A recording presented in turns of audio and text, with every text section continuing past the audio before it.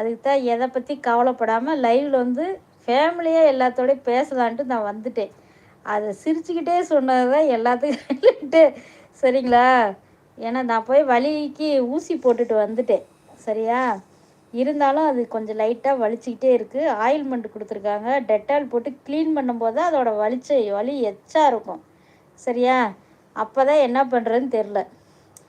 கம்முன்னு நம்ம பிரபாட்ட போயிடலாமா? திருச்சி கிளம்பி க்ளீன் பண்ணி ஒரு வாரம் ரெஸ்ட் எடுத்துகிட்டு வந்துடலாம்.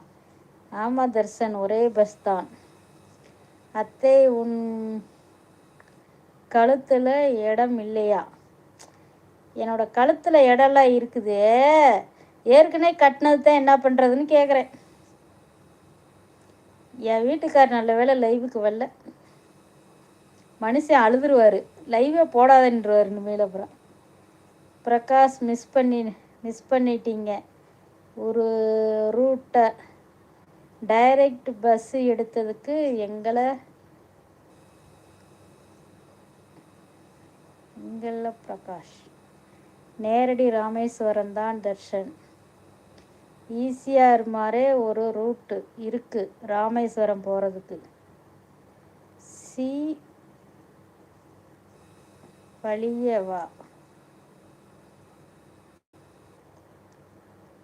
காலகாமியத்தை, நான் டாக்டர் தான் அத்தை. நம்பிட்டேன் டிராகன். நீ ஒரு பக்கம் ஓட்டிகிட்டே இரு, நான் கேட்டுக்கிட்டே இருக்கேன். கடவுள் உங்களிடம் ஒரு வரம் தருகிறேன் என்று கேட்டால் என்ன வரம் கேட்பீங்க? எல்லாரும் நல்லா இருக்கணும் தான் நான் சாமிகிட்ட வேண்டுவேங்க. அதைத்தான் நான் வேண்டுவேன்.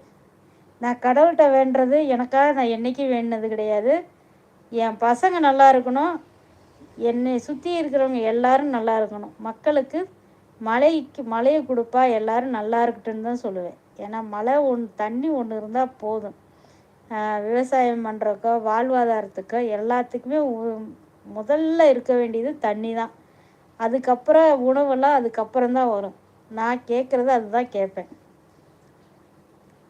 சேலம் முதல் ராமேஸ்வரம் ஒரு வழிதான் தர்ஷன். நான் சொன்னது வரம் டியர். என்ன வர கேட்க சொல்கிறீங்க? நீங்களே சொல்லுங்கள். என்னத்தை போய் கேட்குறது? என் கனவு தேவதை பரீட்சை முடிஞ்சுதா அத்தை? எனக்கு நீ யாருன்னு தெரியுது ரெட் டிராகன்.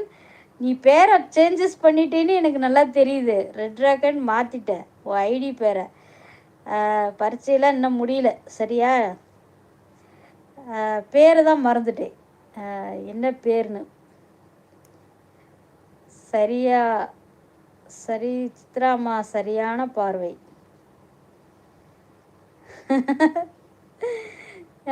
தேவப்பிரகாஷ், நம்ம வந்து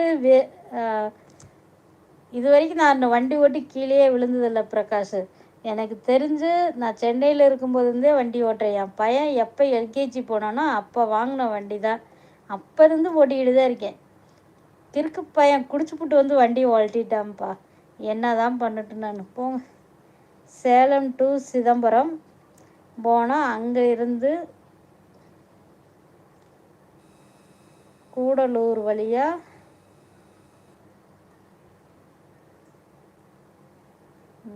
மிசல், அப்படியே நாகப்பட்டினம் வழியாக